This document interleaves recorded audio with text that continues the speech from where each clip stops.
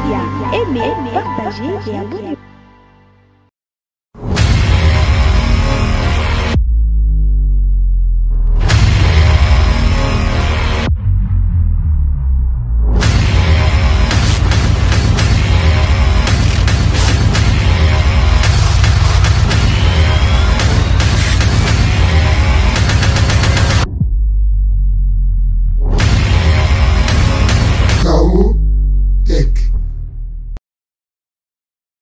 Bonjour, bonsoir, dans l'émission Kaotech. Et ça émission où elobelaka masano ya boxe na lingala. Kaotech a toujours présenté nangamoko mishonoka aspect spirituel bopeto nanzoto pe na molimo. Kaotech elekaka na chaîne na bino ya YouTube ASTV Media pe elekaka na chaîne na bino ya télévision na Kinshasa Congo Web Télévision chaque mardi na 20h rediffusion mercredi na 12h. Na sir bato balandaki depuis bakole ba programmaki en tout cas nazala ko fourre au moulin pour na makambetali bakole na bosana ki même makambu ya guerre ya este nazala ki toujours concentré na makambu ya Martin Bakole et puis na soutenaki Martin Bakole à 100% na combat parce que zaki opportunité na bakal ebele Martin Bakole azui.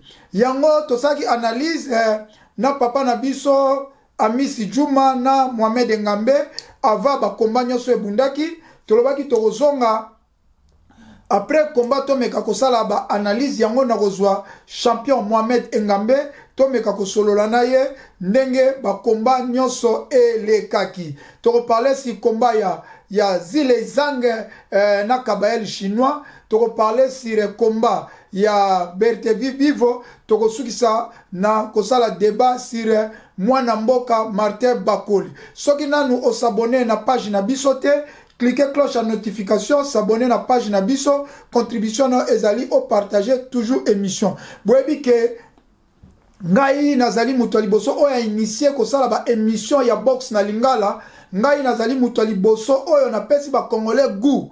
Oh balandaka box ite bakomi kolanda lelo box ebele bazo benga ngai na kotela bino même ba voice na suka alobi ke ya azaki ne mingi kolanda ba football makamba box penza azaki kolanda ngote grâce na ngai ba analyse na ngai epesi posa ya kolanda box ya zaka kotala ba combat ba Tyson ya ba Lennox Lewis mais depuis wana ki parane mamba box te baza ebele bazo komelanga parce que balobi ke likanisi oyo na ye nango ya kosala ba analyse na box na lingala ezali penza malamu yo ebika ke ngala za mutu liboso na initiango mais na moni pe ba congolais belé bakomi kosala ngo na ba TikTok en tout cas eza penza malamu mingi ezali kaka le Congo qui gagne mais ngana saka ngo pona za expert na box nga moko naza ancien boxeur ngai moko naza entraîneur ngai moko naza promoteur ya box donc naza manager promoteur donc karaté bokomona na kin awa tozoya na ring moko spécial tozoya na ring ya box tozoya na ring ya catch tozoya na ring ya MMA cage tozoya na cage et puis tozoya na batatami ya judo parce que nalingi na simba sport ya Congo na maboko na encadrer ba jeune bakoma na niveau mondial déjà kutu ndenge za boye tozo faire voyager jeune na biso moko tozo kotinda ye na Afrique du Sud akende ko évoluer en Afrique du Sud c'est un bon boxeur oyo ke toboya Alexa Erne na Congo grâce à maison na biso ASTV Media ASTV toza kotinda ye na mboka Afrique du Sud na mars oyo akende kosala carrière na ye na potaza ninde konanga na mona pete na yebi pete mais na monaka nenga saka ba entraînement nenga bundaka en tout cas to solola kinde na zaki toucher na ba témoignage na ye yango na baki na ko aider yo osala carrière ya box lokolo za na souci ya box alors tozoya na ba événement ya sika oyo tokoya nango na Congo oyo toko encadrer ba jeune po bakoma surtout na niveau pe ya mondial komeka kolakisa bango ndenge nini bakoki kobima na box il s'agit ko aider bango batika Congo toko aider bango batika Congo bakene na mboka oyo ekoki kopesa bango ba avantage mingi lokola ba mboka lokola ba Afrique du Sud lelo pe Saudi Arabia koti ma box na moni ba arabe bele bakomi ko bunda toko sala tout yango moni naza pena makambo na ebi makambu ya box Moi na pesa ba information ya box ya te so za na poso tala ba information ba combat nyoso kota na YouTube na biso na playlist ya Chaotech o mona ba programme nyoso ya box ezakuna. Sans plus tarder naza kozwa champion Mohamed Engambe o azali moko ya ba analyste ya Chaotech oyo tosala kanaye ba analyse na kozwa parce que tosala kinaye avant combat Pe nalobaki tokosukisa na pe après combat. Sans plus tarder, tozwa champion Mohamed Engambe. Okay, look, I don't understand why everybody is all hyping up for us. Bazo comprendre te pourquoi batu nyonso bazo critiquer Bakole. For our journey flight. Bakole asali 24 heures na avion pour ya koya. For like je veux pas qu'asali 3 mois d'entraînement. Asali bien na tout. Bakole aye akomi na tongo. Alarité aye na rina a se réchauffer. Come to the arena. Et comme il y a mutu asali 6 mois d'entraînement. Like 6 months. That's illegal. That's illegal. C'est illégal. Understand now illegal. C'est illégal. Tu comprends? Yes, so c'est illégal. Can pay so much money. Malgré le foutième le délai, mais ils ont apprêté. Il faut que protéger le boxeur. La vérité. We were like, oh yeah, we're talking about it, hyping it up, but really and truly, that's unfair. Allô? Allô, bonjour, bonsoir, champion Mohamed Engambe depuis London, Oslo. Bonjour, champion. Bonjour et bonsoir, Michel Noka. Merci mingi champion, ezaka plaisir tant na solo la no pona makambo etali masano ya box tote ko sala no analyse mibale ya ba combat o elekaki na Arabie Saoudite et puis na breaking news o ezalaki ya Martin Bakole. Champion tolobaki tokozonga tomeka ko sala analyse après combat ya ba combat nyonso ko bunda me mingi ezalaki pona Martin Bakole na short notice o azwaki ya 24 heures. Tolobaki tokozonga tomeka kosala analyse ndenge zaka tosalaka avant combat et puis tosalaka pe après combat. Mais tokobandana no avant tokobandana no na ba boxer mususu o babundaki tokosukisa na makamba Martin Bakole ba combat ezalaki ebele mais tozu ba combat o ezalaki na top ezalaki Bakole Parka Kabayel Zilezang et puis Bertevina Bivo. Tokobandana no na Kabayel na Zilezang tolobaki yango ndenge kombe kozala mais ndenge komba ebundi okosala analyse nini opesa point de vue na yo entre Kabayel kurde allemand et puis Zilezang chinois okoloba nini? Ok, combat en tout cas au moins toujours on doit pendant le combat à présent faut autant la prévu combat au ezalaki. Oui.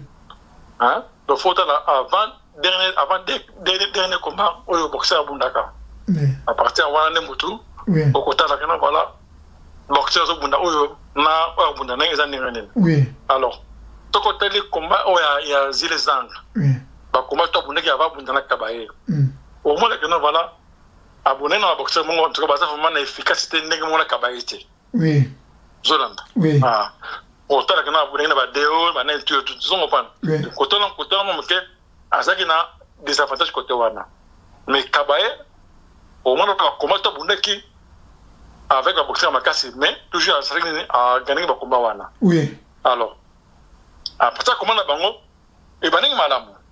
Au moins que nous voilà dans premier rang deuxième rang en tout cas parce que ba change ba coup tout. Oui. Zolanda. Oui. Bon en même temps aussi Kabaye avec la rapidité que le cas Zilezang. Oui. Combinaison azaki na combinaison ba combinaison yaki makasi azali ko beta likofi moko te so abeti azo beta 4 à 5 kumba moko abeti na libumu mati likoloba azo kota na ba hypercut na kati azo na ba azo beta 3 à 5 kumba la moko. Voilà. En plus elle est comment moko ya corps à corps. Oui. Ya musika te no voilà. Parce que atikela ki Zilezang te no voilà a utiliser ba jump na ye. Oui. Il y a corps à corps. Oui. Vous en comprenez? Oui. Parce qu'en fait, corps à corps, il fallait que nous, pour ça, c'est ça, on a déjà pour nous Kabaye. Et pour une raison, on a évité que nous, à qui corps à corps on a. Alors, Et là, c'est grave parce que quand on a Kabaye, Kabaye, ça montre à Takamina, côté de la Matil Kolo. Oui. Donc voilà. Donc, et puis, Zil et ça aussi, à Mélagement souffle avant, à l'émac avant que le Kabaye. Parce que normalement, Zil et ça, déjà, le Barango, déjà, n'a pas combat sur l'équipe 6e round, à comment déjà fatigué. Voilà. Voilà. Bon, Nangina Loba, ouais. Nengo lobi parce que Kabaye azalaki koya aloba ke za risky. Eza risky azali koya mais azana ba head movement. Donc azak mouvement tête pesa makasi. Yango moni si les gens azali ko rater pe makofi. Normalement, moni Kabaye ne azawana a sokotali yana zigzag, il y a sa technicien. Oui. Vous comprenez? Oui. Mais zigzag sa technicien té. Ka frapper. Voilà. Il y a ce nombre de Konien mais ce que Kabaye a frappé même ça technicien aussi. C'est ça la différence entre moi et Wana. Parce que naïtan ngape na ngatan ba combat boxe bundaka, ngape na sala score card nanga, na tsaka neba juge ba tsaka ngape na sala score card, mais premier round na pesa ki Zile Zang. Mais deuxième, troisième, quatrième, cinquième na pesa ki nyoso ti na kao na pesa ki Kabaye malgré okoloba nini tant Kabaye la koyaki. Bon, au moins toujours on a heavyweight ils ont la facilité. Oui. Dans un coup comme un gros là. Oui. Mon coup est quoi ça qui Kabaye. Donc à Santana qui n'a ngoté. Oui. À l'occasion de quoi mon ba écrire à quitter. Attends moi le bac on a pour pendant quitter quoi on mais ils ont on a heavyweight qui pas raté. Donc ezaki penza kumoko ezaki flash parce que ezwa qui penza ezaki ti flash pas au quoi mais azalaki toujours en forme azongeli sous attaque a banga quitté ndeba mso ka soka kwei a comme na réserve mais Kabaye la continue toujours attaque. Voilà. Okoloba nini place wana ke mutu azwi li kofi mais a continuer sur attaque okoloba nini. Bon au moins quand on a c'est le ma flash tu comprends mais ce qui va monter c'est que non couper ma casse il faut neutraliser. Oui. Qui va compter. On va compter 1, 2, 3. À télé, on va continuer. À partir du moment où, et puis ça va réserve. Oui. Mais je me disais, combien de gens voilà que non, et choqué dans mon été. Mais tout le monde a Kabaye. On s'en a perdu. On continue toujours. Oui. Merci, on continue. Voilà. Merci, Mingi Sikoyo. À venir à Kabaye, Sikoyo, dans moment Oyo, parce que ma camarade est moins compliqué. Nani Oyo, Zomona, Kabaye, Nenga, Zomona, il faut affronter Uzik. Si on va affronter Uzik, Ozomona na Dibois na style wana est-ce que avenir ni nozo pesa Kabaye siko na moment oyo. Bon tout cas na avenir na lobi avenir na lobi te ko sala analyse mais avenir nini na nengo talier parcours na ye soka kuta na Uzik na Dibois na Parka avenir ni nozo pesa ye na ba combat na Misatu na sangisa ngo Misatu avenir po oleto zo moko. Bon, ce qui est à côté na USEC, je comprends. Oui. Avenir na. En tout cas, comme on a Kabaye boye avec USEC, na bien ça comme on makas. Zolanda. Hein? Mais faut autant d'avantages. Bon, ben bazana surtout comment minga Kabaye na USEC, ils a comme ils a tout d'abord il va technicien. Oui. On a des 1. Je comprends. Et puis les deux côté USEC, ça peut frapper. Oui, c'est ça. Après, dans manière de tirer la souka. Oui. Mais côté Kabaye, Azanini, Aza frapper aussi, mais qui n'a tiré la souka aussi. Oui. Oui. En plus, ce qui est grave pendant USEC, na Kabaye, Kabaye, tu as préparé l'estomac. Est-ce que l'estomac, USEC a conçu pour toi, il y a Kabaye la souka pour l'interrogation.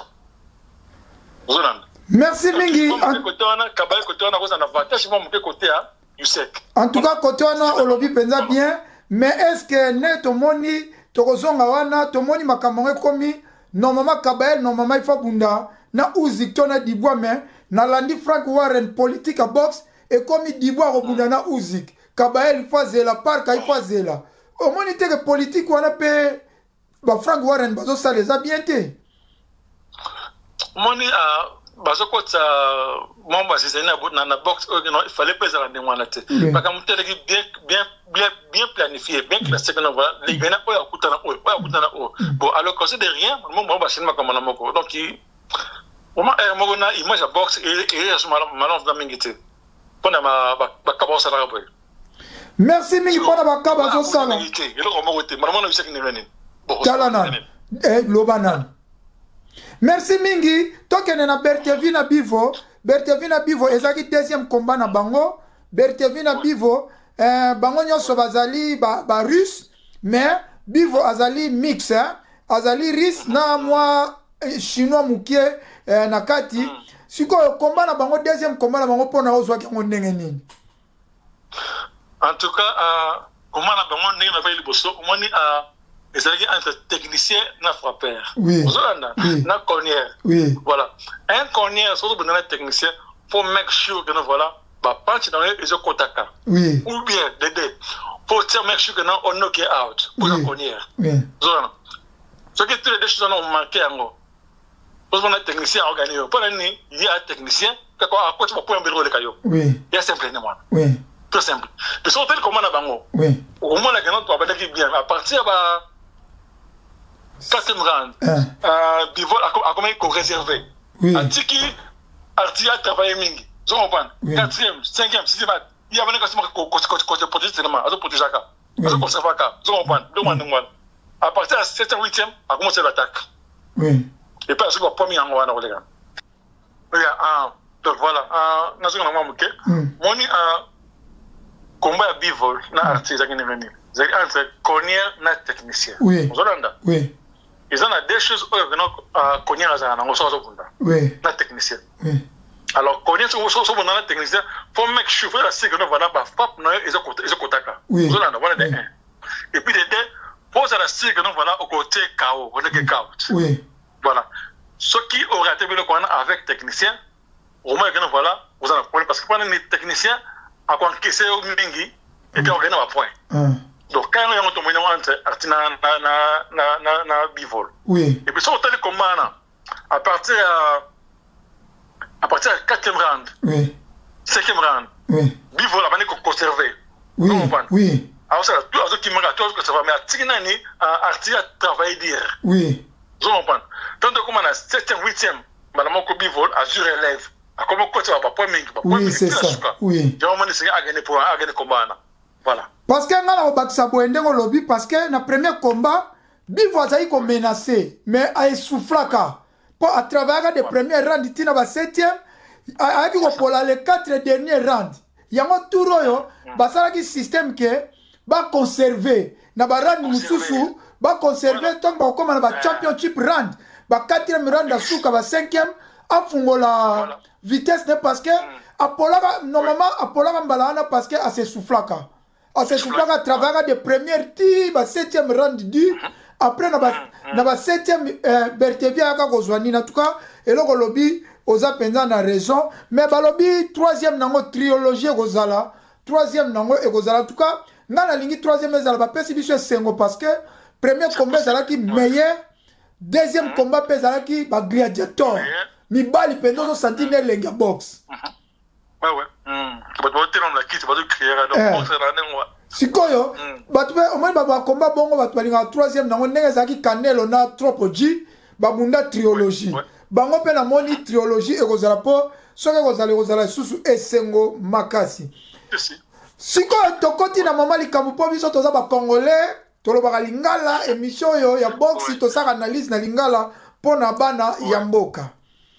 Tolobaki makambo ya Martin Bakole. Na kozali ona ba question ebele na tuna yo champion Mohamed Engambe. Ndenge toza na ligne na champion Mohamed Engambe na London na Oslo côté à Heathrow. Place grand aéroport Angleterre ezalaka. Champion otali combat avant la bando tuno na mituna okoloba nini na combat ya Martin Bakole. En tout cas, combat, je crois que tout le monde est né. Alors, tout le monde aussi va surprise, peut-être au Canada qui est dans la néo. Oui. Donc, vraiment, donc, autre monde est dans la pour cette partie de néo, tout Canada qui. Mais, j'ai ça déjà. Voilà. Juste ça, ami. Premièrement, Bakole. Na soki toke techniquement parlant, perception techniquement parlant, première round na deuxième round na technique. Au moins on ndenge nini. Ok. En tout cas, comme dans la première round, oui. Bakole a bandaki bien. Oui. Vous comprenez? Oui. A bandaki très bien. Attends aussi, même qu'on a deuxième round aussi, a bandaki malam. Vous comprenez? Tout le monde qui est voilà, perquis de l'électeur, et puis a raté moi, crochet mon quoi. Donc, tout le monde qui a ça qui est plan mon quoi, que non voilà, il y a madame. Vous comprenez? Mais, quand on est au Loba qui non voilà, que non, moi, le quoi, là, qui est fit. Bah, jouer qui non, que non, bah, jouer qui stratégie, moi, que non, mais ils ont un comme un 5e round, 6e round d'été. Donc, c'est à côté. Pardon. Donc, bah, jouer qui stratégie, Bakole comme un 5e round, bah, jouer qui stratégie, non, quand il y a Bakole. Quand il y a Bakole, il y a qui ne voit. Oui. Pour ceux qui ont des 6e round, on s'est tired, fatigué, encore ajouté. Donc, bah, ça qui dit que non, voilà, que non, à ça, il y a un effort à par cas, n'a problème. Dès le premier round, oui. Avant 5e round, pas sur Kawana. Mais, mon boxe, c'est toujours compliqué. Hein? Oui. Surtout à heavyweight. Il est très difficile. Oui. Voilà. Merci, Mingi. Nangi na tuna question moko polémique eza na internet makasi. Polémique eza et pas ba Congolais. Ba Congolais, to ba amoureux à boxe. Bamsou babi li kofi ezuye te. Bamsou balobi li kofi ezuye. Champion pona yo. Au talent on a ba anglais nyoso. Le coffre soit qui était soit qui était. Bon, on m'a dit au moins que non à quoi na pas na quoi tout d'abord. Oui. Hein? Pour la source na où tu as parti à wapi. Oui. Source où tu as. Pour tenir malamo. Hein. Le coffre quoi c'est pas collé. Ils a dit au tout monde il y a overhead et tout est. Oui. Zone pan. Il y a tout d'abord où que le soit qui cocher le soit qui. Ningise mutuana penza bakola santa ki neti roza place wa perdre connaissance. Voilà. Ko ba benga to benga ngo li confession perdre connaissance moza debout. C'est ça, voilà. Oui. Donc vraiment cochwana et côté qui makasi. Oui. Ozolanda. Oui. Donc à partir wana ne moto déjà et démocratie qui est. Oui. Tant on va continuer. Ozolanda. Après avec Ozwa deuxième le coffre aux agina overhead oui. Oui. Na mutu quoi on va quoi na mutu. Alors so tala malamu a quoi qui mbala marote. Oui. A quoi qui mbala marote. A sans salaki. Peut-être 2 secondes ou 3 secondes. Mbala moko ma kolesa ni elembi a sans sel à quoi.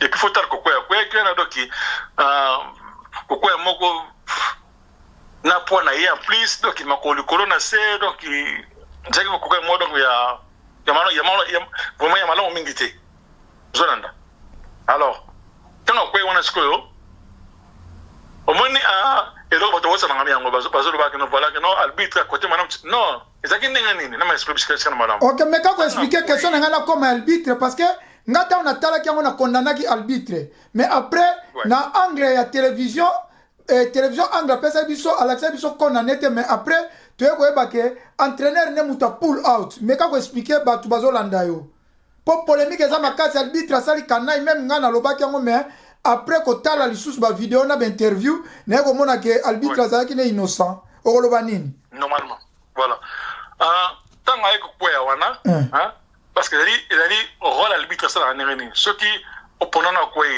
ceux opposant na quoi alors ça il faut qu'il n'ait encore cadré boxer musu kuna atina na point kuna zonanda non ça là awa mais c'est pas dit que non le quoi akina boxer na point kuna tant ozonga malama ba le contrôle non tant ça no kuna ba jiji na c'est ba jiji mutu ba koma ko compter ba zo contaka voilà donc tant le but à zongi déjà à partir comment à partir on a 5 déjà 6 7 8 9 voilà et comment ça va 10 wana et comment ils disent champion et tant comme il a 8 maman arbitre akati biso to kaita arbitre akati mais après ko banzo entraîneur a yebsa arbitre kata bois que ponge c'est ça si ko ngai na retourno boy na question ko zala boy parce que mutakati comment entraîneur mais comment combat poids lourd bakola si a télémaki pourquoi entraîneur appelle ça qui non bakola chance et puis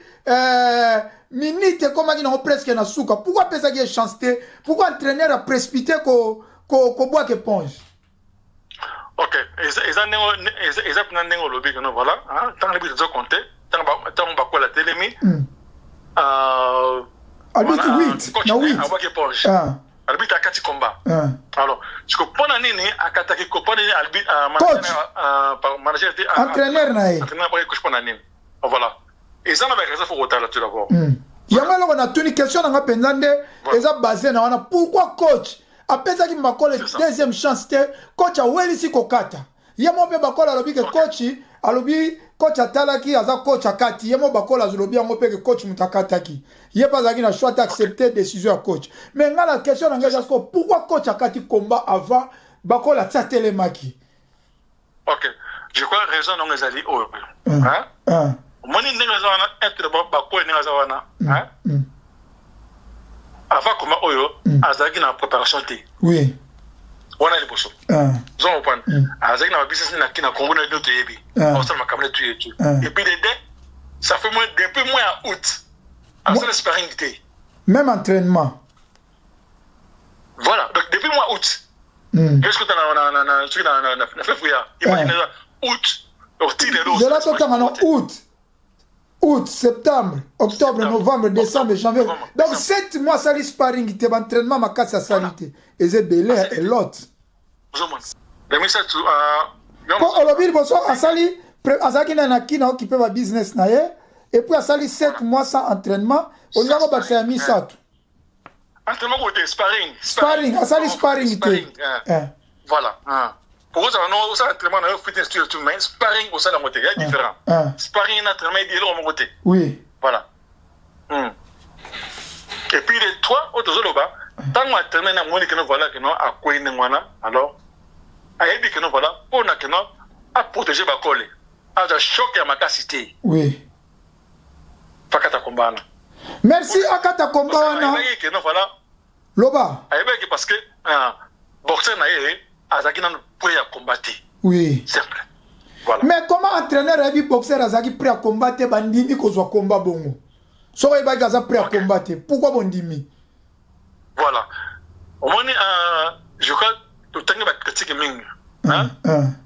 Ba le que non, o ba sali wana ezali moment que contre safety ya box.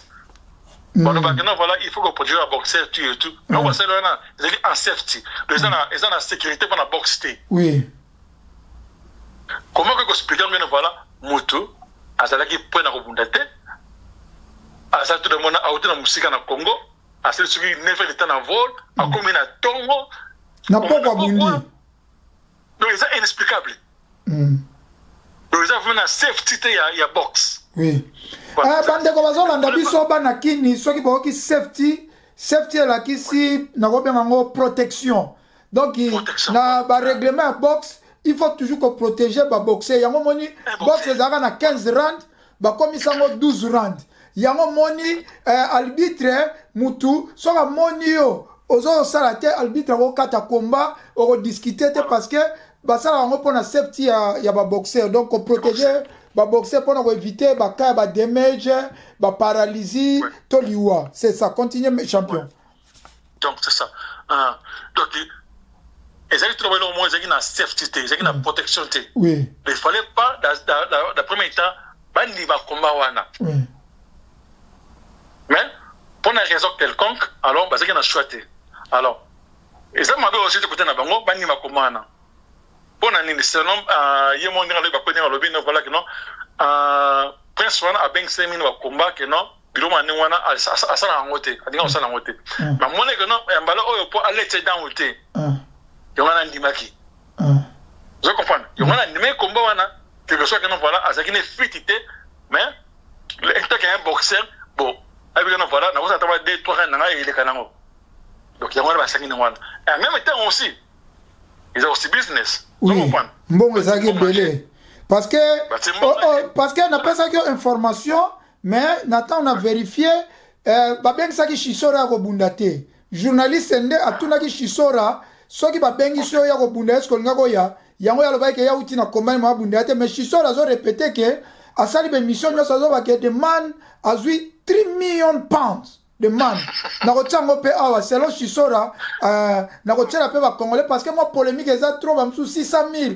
bamsusu 5 millions mais nga nazo ba Chisora azali mutu azana magaza boxer Chisora azaka na management ya ba Eddie Hearn na ba Frank Warren donc yango moni information ne nazo za nango si par rapport au ya biyoka yoko ko continuer na parce que bakole mo kalobi za mbongo même na landi na ba commentaire ya ba anglais bazo critiquer entraîneur ba bien entraîneur andimaki bakola bundezaka pona mbongo même entraîneur bakole bazo critiquer ouais je comprends alors moni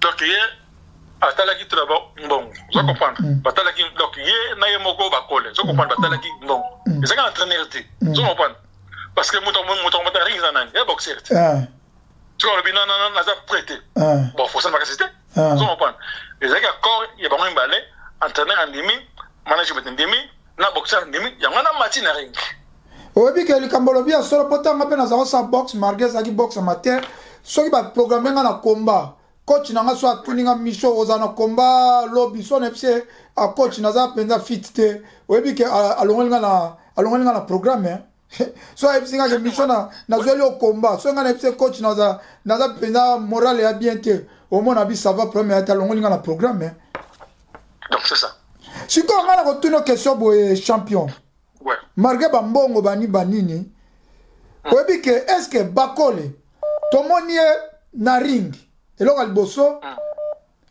bon wana nga nazoke na ba détail kaka pe ya polémique o nga pe na sali pe bakole alati buti entraînement bakole alati coupé oya bundaki nango na Amérique na Anderson bakole alati baga ya Dibois baga wana ezalaka dia basala yango selon mesure ya loboko ya mutu mais so tali bakole alati baga oyo ya Dibois alingaka bundela est-ce que na place wana koloba pourquoi et salami ke bakole parce que normalement basa na mbongo ebele na minute muke ba tailleur wana bako tonga na minute teni parce que depuis nga na banda ko tala box na mona boxer moko te a répéter teni depuis nga na banda box mais na kamwe nga kacha bakola ko ya na teni mususu bako sala le spécial mais bakola alati couper ya kala alati boot ya entraînement po ba boot na minga lataka batiaka drapeau congolais à Scotland mais oya alati wana eza boot entraînement ya mibale alati baga ya Dibois est-ce que na nyonso twana est-ce que pourquoi mama kamba bongo champion bon nyonso wana je crois eza komona que non voilà que non na ye na management mon bazalaki prêté oui Jonan oui bazalaki prêté oui ou bien parce que na condition que voilà ngana zo uta na Congo na zakoya pour ça la tubo bilo na za na kuna ba kipana na tubo ya nango bazalaki prêté Jonan donc côté ba gloves ba gants toko ba kana voilà côté ça na normal ipo na nini ba boxer au bundaka chaque boxer au bunda gana bango za la 10-11 préparé dans ça sur place oui ouais dans ça sur place ba tala ba gana bango tout et tout voilà votre irane ngwana mais yena ba za sur place te ba za na tango sala ngote oui donc voilà tango sala ngote donc voilà ba rappeler que na oza qui dispone à minute wana mais oui que est professionnel makasi donc voilà makasi quoi donc il est que non voilà que non na yemoko na management na ye parce en tout cas na éviter merci moi makamoso moni que non voilà bataki bakana ba comment support makamaboye kaka zonan oui donc parce que bakana makamoso aboye kaka oui peut-être management za makasi te management za makasi asa makasi te donc parce que makamogo il fallait pas ça là ma net ba kilo ta kalawana pour nini keme batayeru wana nga na yebi batayeru wana ba eza makama minute akoti eloko ba seconde ne bakola za kolonga ndeka ba programme qui est déjà ba bon en tout cas eza professionnel question msu ngina tuna Ben Shalom o eza promoteur ya bakole alobi bo une interview abanda ko sala promotion ya box eza première fois a signé contrat ridicule nanga benyango ridiculous contract. Mais en français, Mbala Liboso a signé contrat ridicule. Mais jusqu'à présent, ils ont tourmenté. Pourquoi promoteur à Goloba n'a vu naie banda ko promote ba boxer. Mbala Liboso a signé contrat ridicule. Pourquoi le bibongo? Na comment ya bakole. wana mtalobi Ben Shalom promoteur à Bakole. Déjà tant on le bien wana ça montre que non voilà que non. Si tant ozolo makaba mongo tu et tout. Ozolo bana ils parti moi il y a monté tout là. Je comprends. C'est à regretter qu'il fallait pas signer un contrat bongo mais signer kaka. D'abord, ils ont pour Isaac non tout d'abord, attendant tout d'abord boxer un risque. Oui. Et puis Dédé tant ce bon à madame égalité, je comprends. Et puis toi pour la réputation à bango moko. Oui, c'est ça. Oui. Donc tout est joué rôle. Oui. Voilà. Merci mingi tuana ezali ko jouer rôle question ngaki na tuna yo sikoyo Bakole.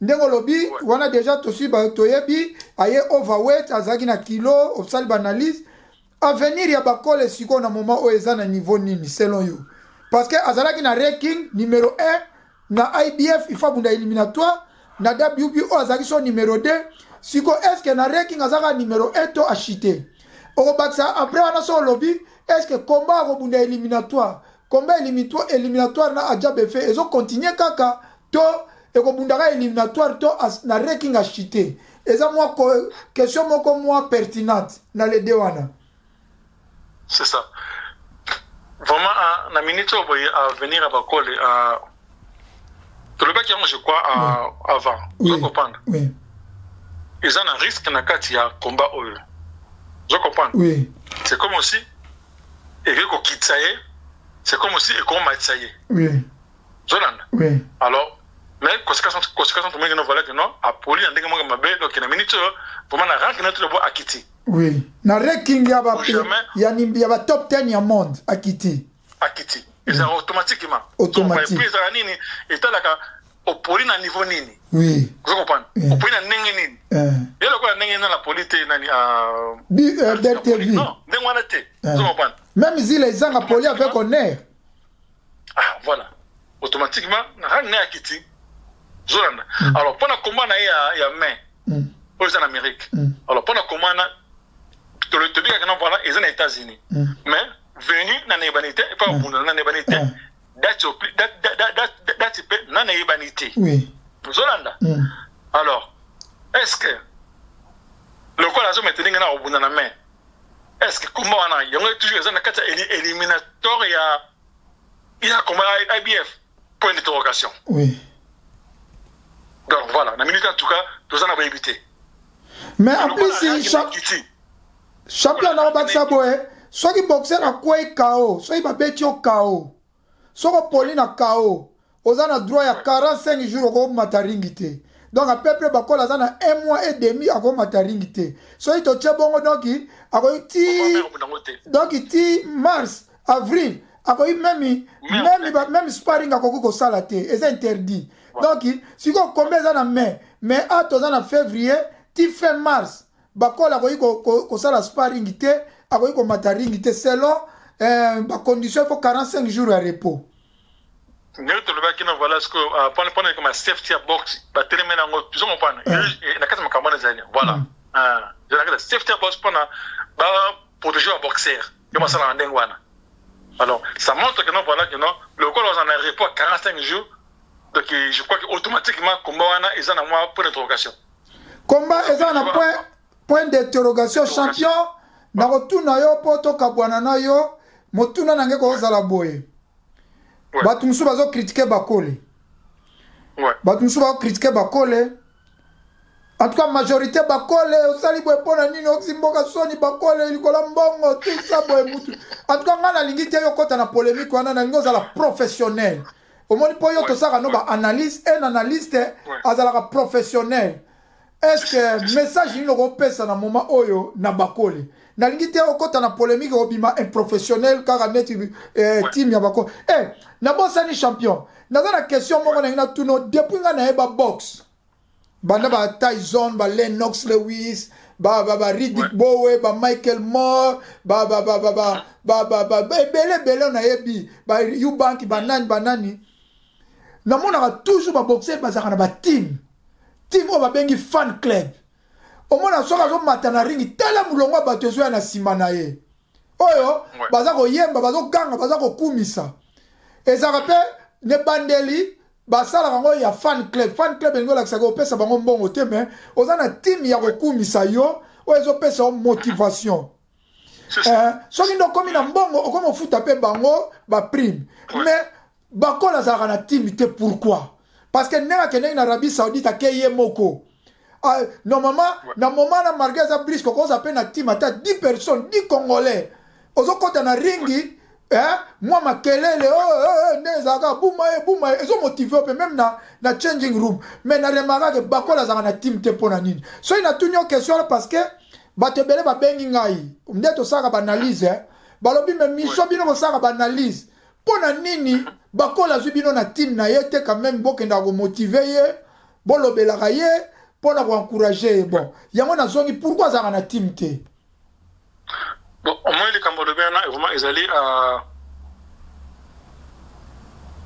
entourage naïe, équipe aux anango. Et ça m'a quand même football de barnaïe. On est un boxeur, c'est un faux dans ma base naïe, puis ma femme naïe tu. Voilà. Donc ça là, finalement, dans ma câble partout qui le monde a boxé, là on a boxé avec les nègres là. Le football là qui c'est un bataille, c'est un bal à mousser en gros. Donc si moi ça n'a pas bien en gros, mon tout le monde a manqué la cocasalité. Oui. Les gars, moi, je suis en Yebi. On a habité au Yebi. Na mokilisu tout ça n'est tout ça pour le naka. Il faut que tu ailles laisser en haut et rêver en haut. Je comprends.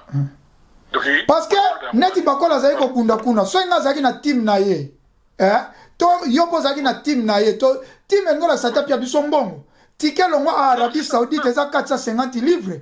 Tout ça il te dit que bon bakola zo bundeza plus que mana ko somba pe ticket na mbongo na ngamo 450 livres.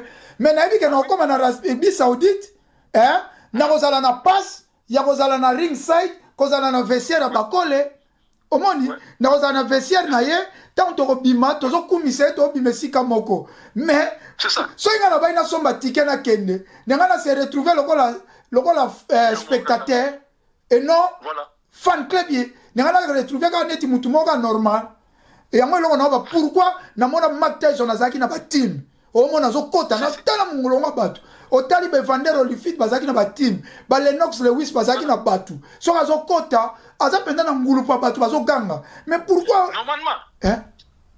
normalement on moni et non monsieur la question nini na éviter for asalatu alongola evoque wana na éviter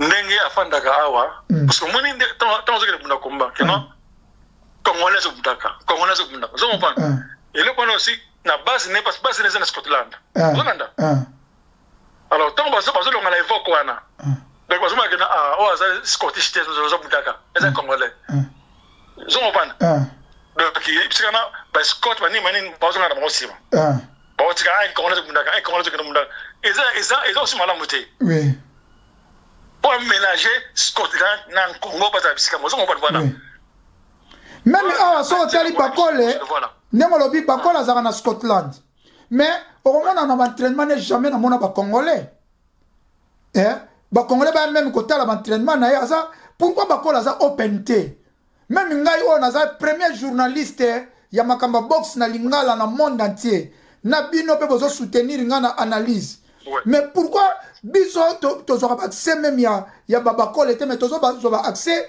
na ba boxeur mususo tout ne peut pas question aucun na ba conférence de presse mais pourquoi c'est ça alors ça là moi ben je suis journaliste aux arrêts connectés tu sont pas à cette interview pour la nina ça là on te va dans son pas donc dès que tu sais yemo ko muto ça ba kalwa to loba donc dès que tu sais yemo ça ba kalwa na pour boxe etambolaka na team en tout cas pour na kosuki ça est-ce que question na ngana retourna pona bakole interview oya salaki na aéroport interview salaki na aéroport na lingala alobito solo na bana mboka na lingala est-ce que pona yo saki interview ana ezalaki professionnel to improfessionnel il fallait ezalaki fallait salango to il fallait pas salango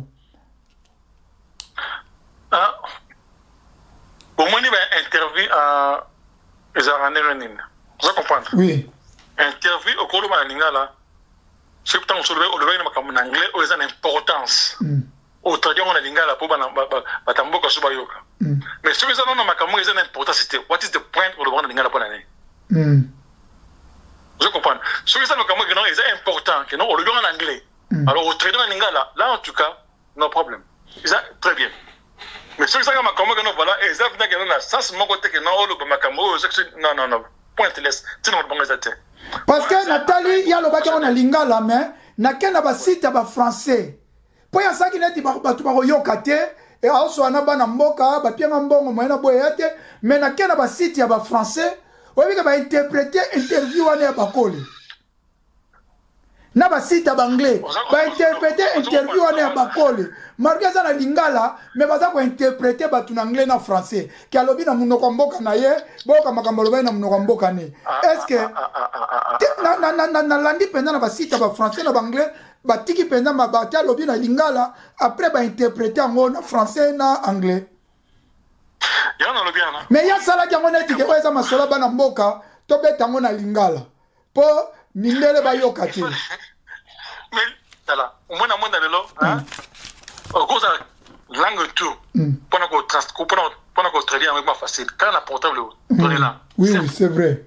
Vous comprenez? Il y a un boxeur professionnel. Vous comprenez? Pour ça, la musique, non, on a roloba, et ça y est nini. C'est important à roloba, on s'en met anglais à travers l'ingala. Mais c'est important, c'est comme on le on a roloba qui est là. Donc tout d'abord, et ça, bon, moi, je voilà, donc, à ça qu'il n'a pas pointé, mais pour le cas, bon, voilà, on a besoin, bon, on tient. Et ça, malade, vous comprenez? Merci Mingi, Eza Malamute, champion Mohamed Engambe, na Oslo, London, champion, soit que ça ne l'euro motam susunga, il fallait, Eza qui peine à moter manolo, bapona makambu oyo, yabako le tam suna tunyote, yangonde oko clôturer na ngoli lobano asuka. Ok, voilà, on a un bactérie nini. Hein? Tomata, Tokita, Tobi qui a. Vous avez besoin de moi, je suis besoin de bakole. Hein? Azala qui petite, on est abonné comment la tuer tout. Tout le monde est qui voilà comment il est cani. Je comprends. La critique est à la partie tout et tout. Voilà. Alors, tout le monde je vois que voilà combat ils en a des directions, il y a avantages, il y a des avantages. Oui. Oui. Alors, côté ça aussi, tout le monde est qui voilà, il y a des avantages. Mais à ce qu'il y a parce que là qui peut n'ako bundana dans des bois. Oui. Donc il a fait pour la combat. Oui. Alors côté Martin Bakole, à ce qui prête. Voilà tout d'abord côté dans des avantages en moi. Alors malgré la poli, mais ce qui le a gagné qui? Nous en est. Et là ils a huge, mais erreur azana top ya monde. Donc c'est ça. Donc, toi, critiquer la tête, non, pas police, non. C'est ça, le non, tu veux ça gagner que ça année. Ah non, c'était grand combattant, à seul traitement, t'as 2 jours à gagner, tu veux en avoir. Huge! Il y a aussi raté. Voilà. Donc, tout à l'heure, non, quand tu as police raté. Il s'est réglé ça, mais tout à l'heure aussi, non, soit gagné qui. Mais le langage qu'on appelle mon côté. Azana, t'as ébélé, Azana, t'as mon l'air, Azana, boxe, et tout. Donc, et là, on voit la minute à cause, assez worry dans les athées, assez quinté dans le thé. Je comprends. Donc, on a Goloba, il y a un toujours pour soutenir. C'est ça. Merci Mingi, champion Mohamed Ngambe. Ezaki, plaisir ko solana yo. Nzambe apambola ona libota na yo. Nde tokutani na ba analyse koya pour le moment ba combat pesate. Soki ba programmer ba combat, tokozonga kande tozonga kato sala ba analyse. Que la paix du Seigneur soit avec vous. Bye bye. Ok, merci nos canaux pour le col là. Vraiment, il a eu plaisir à Mingi que tu as une interview, nous sommes analysés. En tout cas, merci à Mingi. Bye. Merci Nancy Bolandi, champion Mohamed Ngambenga. Et là, on a le baboué Bakole. Combat, on a soutenu Rio Makasi. Sur le Facebook, on a journée mobimba, 2 jours de programme qui yo. Na sali ba fiche, nazo partager, let's go Bakole, nazo kumisayo. Na TikTok à ASTV Media, na Commission Tro, na Instagram à ASTV Media, na Facebook à ASTV Media, tous on a plus de 220 000 abonnés. Na YouTube, na biso plus de 80 000 abonnés. Donc, tous qui au four et au moulin pour na yo Barte Bakole. Ndenge champion Mohamed Ngambe à lobby, soko gagnaki, tolinga ki to sepela. Alors, le rôle la soutenir qui yo, na ba keza opportunité, na ko critiquer quelles que soient les défaites. Et là, on a des conseils. Parce que même Chisora, dans la qui Chisora, l'obike, na osa la pauvre, na osa la riche, au reponanini. donc opona riche donc mbongo baproposaki yo mingi bazoloba kaka boye po bayoki monte ya mbongo wana te nga nalandaki Chisora lobi baproposaki mbongo bapesi eza 3 millions de pounds une affaire ya 3 800 000 dollars donc 4 millions de dollars bandeko nyonso bazoloba bakola azwi 5 millions o bazoloba ke bakola azwi 600 000 non bakole azwi 3 millions de pounds, livres sterling. Na dollar, ils ont une affaire, il y a 3 800 000 dollars, 4 millions. Na ote la bino interview à Chisora na suka, bogoyoka monta oyo bakola zui pobo tika polémique. Alors, mingi baza koloba wana, soko opportunité à bongo yela ki epe, alingaka zonga la soutena ki bakola zombongo wana. Azombongo wana mingi soutenaki pona mbongo te na soutenaki ke ezaki moment de visibilité mais na zana regret tant na soutenaki bakole na kanisaki ke bakole sala entraînement ndenga zala na Congo a s'entraînaka nzoka nde bakole na Congo azali ko s'entraîner te na zalaki desi ya komona bakole overweight akomi na kilo ya likolo bakole na combat ya Anderson apesaki 128 kilos mais na combat o bakole akomi à peu près na 142 kilos. Donc, azalaki à peu près na 21 kilos à l'icolo. Overweight. Deuxièmement, bakola sali vol ya 8 heures d'ita 5000 km. Azo comme les mêmes jours azo bunda. Alors, en tout cas, ngai soki na yebaki ke bakola azali ko s'entraîner na kini te na ngai na soutenir yete. Mais na regretter na kini azalaki na ko sala entraînement te mais lokola na soutenir ki yo na ko yepe ko ya ko critiquer yo te na si nyonso oyo champion Mohamed Alobi eza très important. Na eloko na ko loba na bakola eza ko pesa bakola kaka conseil. Bakola il faut siko o réorganiser. Au sala kango pona mbongo il faut o réorganiser. Il faut ça margoza na management na yo ya mindele il faut réorganiser aux la peine na team na yo même na poto pour ça tolobi na Congo tamsu ko pesa bango ba visa ya ko ya Angleterre ko ya ka kolanda na Amérique et ko za passe mais so za na team na yo baza na France fan club na France na Belgique na Londres que oza na combat baza na ba mikanda na bango ba passeport français ba passeport british ba ko kolanda yo partout pour na ko soutenir yo et ça très important aux na fan club na poto tant que ça va entraînement na yo fan club na yo ezali wana ezo soutenir yo na début ezaka ko pesa bango mbongo te bako ya place aux na Scotland o ko futela bango ka hotel ba vandi hotel au lieu si bango et si o pesa bango mbongo te ba songi na bango jour ya combat so i combat en Amérique soko ozana mbongo ofutel bango ticket ofutel bango tel bakei ko soutenir yo ezate ko futa bango cachette ezaka ba billet soki combien za na 3 mois billet ya Londres États-Unis za ba 400 ya ba Arabie Saoudite za ba 400 toza ebela to ko landa yo so to ozana fan club base net ngai normalement soki na yebaki combat za la programmer ngana lingaki na ya ndenge na parce que ngana zwa passe nazwaka passe ya Queensberry ya Frank Warren batindela ngai chaque combat batindaka biso email que combat ezali conférence de presse olingo participer na combat olingo za la jour à combat balobi remplir formulaire soki place ezali bakozwa yo mais lokola yo zaki programmer te ngala ko ke na Arabie Saoudite te pona ba Dibois banane mais soki ezaki ya yo ezala programmer avant mais na kei parce que nanga nazwa passe na ngangi nazala na workout na démonstration na ngangi nazala na changing room na ngangi nazala na conférence de presse na ngangi nazala na liboso alors il faut qu'on s'organise ozala na team ya bien I know you are going to bounce back donc orozonga na ko tenir yo rigueur batu balobaka nga linga ko te menga za analyste alobaka o ezali juste mais na moment on a soutenu parce que ozui ba cal trop be mission na ça ozui ba cal trop yango na soutenu ki yo pe na zo soutenir yo tisikoyo quel que soit ba condition poleli en tout cas na yebi que o bounce back mais il faut qu'on réorganiser ko za na team ya bien ya mindele bazali na bango mais il faut za pe na team ya ba congolais na poto surtout le cause en Scotland, cause en team, ndenge na lobby. En plus, il faut jouer boxe au sérieux. Tant qu'on a Congo, il faut s'entraîner. Parce que, il a dit qu'on s'entraîne parce que, oye overweight, oye kilo, ya likolo.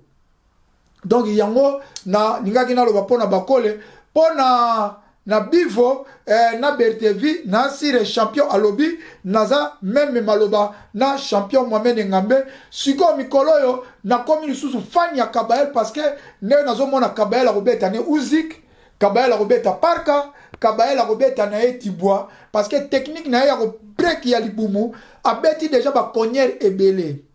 Même si il y a bakole peta msusu alingaki azala na difficulté. En tout cas, nous avons parole te bonne chance na Martin Bakole, bonne chance. Ngai moi le na critiquer exacte parce que na soutenir que au four et au moulin, yango na ko changer malobate. Au monde il a toujours ko stick no mais il faut que zonga ko réorganiser, ko sala ka ba entraînement siko même aux na Congo, tika distraction. Tika distraction dans le Congo oza ko s'entraîner et ko za la penza malam mingi pona lelo ngana bino tosuki awa so oza na poso zo information oko ke na Facebook na biso As TV Media YouTube na biso so s'abonner te s'abonner ezaki ya bino missiono ka aspect spirituel bopeto na nzoto pe na molimo ndenge zali boende to kutani na ba Kao Tech Congo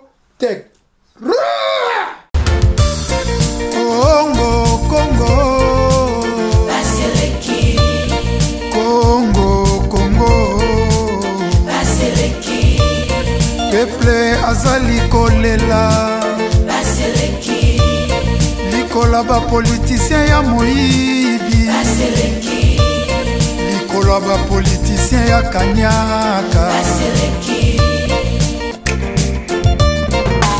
Nikolo nyonso koyoka Masakre na Beni Ituri Minembwe kokende Nikolo nyonso koyoka Ba million Namboka Andela ezate Dele sage Miami Koba Peple azali kolela Baseleki As TV Media, aimez, partagez et abonnez-vous.